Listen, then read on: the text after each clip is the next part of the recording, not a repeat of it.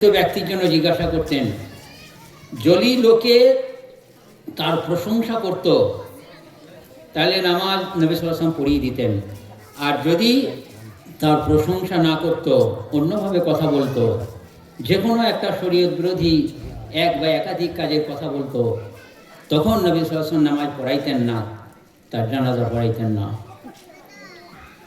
তখন ক্বালা লি আহলিহা শানুকুম বিহা, ওর যে পরিবারস্থ লোক আছেন সেই পরিবারস্থ লোকদেরকে বলতেন, তোমাদের ব্যাপার, তোমাদের বিষয় এটা, তোমরা যা করো করো। নবী সাল্লাল্লাহু আলাইহি ওয়াসাল্লাম নামাজ পড়তেন না। আছে কেউ? একটা শয়তান জীবনে বারবার মিথ্যা কথা বলেছে, হারাম খাচ্ছে, তার জানাজায় আপনি শরীক হন না? আছেন কেউ আপনারা?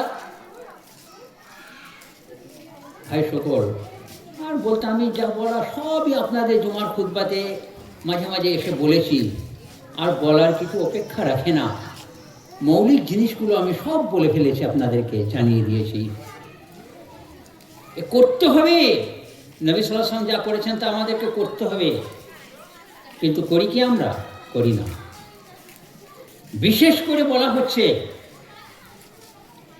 এই হাদিসটাকে সামনে রেখে যারা আলেম এবং যারা দিনদার, তারা তো মোটেই নামাজ, তারা যেন নামাজ না পড়ে। তো আলেমগুলোও চলে যাচ্ছেন ওই হারাম করে নামাজ পড়তে, যে নামাজ পড়ে না ঠিকভাবে, হয়তো 5 ওয়াক্ত নামাজ পড়ে, কিন্তু জোহরটা আসরে পড়ে বা জোহর আসর মাগরিবের সময় পড়ে, এরকম। এরা অপরাধী, মারাত্মক অপরাধী। এই অপরাধীদের জানাজা পড়া যাবে না। কিন্তু আমরা কি করি? আমরা বলি যে ভালো, হ্যাঁ ভালো নামাজ পড়ে, কিন্তু নামাজটা কিভাবে পড়ে? জোহরেরটাকে আসরের সময়, আসরেরটাকে জোহরের সময়, কখনো নামাজটা বাড়িতে পড়ছে, যখন যা মন চাইছে তখন তাই করছে। এইরকম লোকের জন্য জানাজা না পড়াটাই হবে শরীয়ত সম্মত। তবে নবী সাল্লাল্লাহু আলাইহি ওয়াসাল্লাম নামাজ পড়তে নিষেধ করেননি, নিজে পড়েননি, তার মানে আমরা পড়বো না। মা আতাকুমুর রাসূলু ফাখুযুহু ওয়া মা নাহাকুম আনহু ফান্তাহু। আল্লাহ নবী যেটা দেবেন সেটা তোমরা গ্রহণ করে নাও। তো আল্লাহ নবী এটা আমাদেরকে দিয়েছেন, দেখিয়েছেন যে উনি নামাজ পড়েননি, আমরাও পড়বো না। আছে কেউ বেঁচে? আমি যাদেরকে দেখতে পাচ্ছি তা কি বলবো কোরআন হাদিসের কথা? আবার এত বড় একটা গ্রাম, মাত্রই কয়জন এসে হাজির হয়েছেন, এ কি করে বলা যায়? তো বন্ধুগণ, আল্লাহ নবী সাল্লাল্লাহু আলাইহি ওয়াসাল্লাম একটা হাদিসের মধ্যে বললেন, আউয়ালু মা তাফকুদুনা মিন দীনিকুমুল আমানাহ ওয়া আখিরুহু আস-সালাহ। দিনে ইসলাম, ইসলামের যে জীবন দর্শন, ইসলামের যে একটি ভারসাম্যপূর্ণ পূর্ণাঙ্গ জীবন ব্যবস্থা, সেই ভারসাম্যপূর্ণ পূর্ণাঙ্গ জীবন ব্যবস্থার প্রথম উপাদানটি খসে পড়বে সেটি হলো আমানতদারি।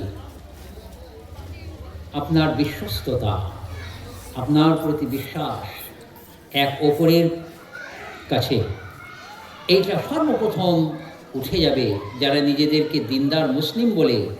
তো সেই দিন যে বহুবিধ মৌলিক উপাদানে গঠিত, সেই মৌলিক উপাদানের মধ্যে একটি অনিবার্য উপাদান আমানতদারি, এটা উবে যাবে, হারিয়ে যাবে।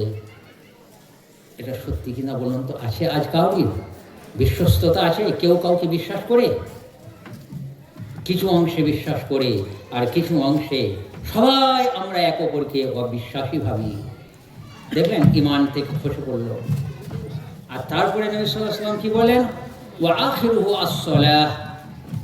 আর এই দিনের শেষ উপাদানটি, মানে যে উপাদানটি খসে পড়লে আর দিন থাকে না, তাকে আর মুসলিম বলা যায় না, সেটা হলো নামাজ। আমাদের মধ্যে অনেক আছেন যারা মোটেই নামাজ পড়েন না, তাদেরকে আমরা মুসলিম বলি না। তো এই জিনিসগুলো আমাদের মধ্যে আছে। সাহাবীরা নবী সাল্লাল্লাহু আলাইহি ওয়াসাল্লামের কাছে সব সময় সর্বোত্তম জিনিসটি খোঁজ করতেন আর জিজ্ঞাসা করতেন। একবার প্রশ্ন করলেন, আইয়ুল আমালি আফদাল, ক্বালা আস-সালাতু ফি আউয়ালি ওয়াক্তিহা। হে আল্লাহর নবী, সর্বোত্তম আমল কাজ কোনটি? যে কাজটা আমি করব ঈমান আনার পর। আশহাদু আল্লা ইলাহা ইল্লাল্লাহ ওয়া আশহাদু আন্না মুহাম্মাদান আবদুহু ওয়া রাসূলুহু, এই বাক্যটি হৃদয়ের অন্তরতম গভীরতম প্রদেশে স্থান দিয়ে মুখে স্বীকারোক্তি ঘোষণা করে বিভিন্ন ইন্দ্রিয়ের দ্বারা তার ভাবার্থগুলোকে প্রয়োগ করব। এই তো ঈমান। তো সেই কালেমা তাওহীদ, এটাই তো। এটা আমরা পড়ি, কিন্তু পড়লেই মুসলিম হওয়া যায় না। কারণ আল্লাহ কোরআনে কি বললেন? ফাসায়ারাল্লাহু আমালাকুম ওয়া রাসূলুহু ওয়াল মুমিনুন। তুমি মৌখিকভাবে দাবি করেছো আমি মুমিন, এতে হয় না। আল্লাহ তাআলা আরও একটা জিনিস বাড়িয়ে দিলেন। কি দিলেন? বলছে তুমি মুমিন বটো কি না, তুমি অন্তরে ঈমান এনেছো কি না, তোমার কর্মেন্দ্রিয়ের মাধ্যমে আমরা বুঝবো সেই কর্মেন্দ্রিয় কি, তুমি সেই কাজ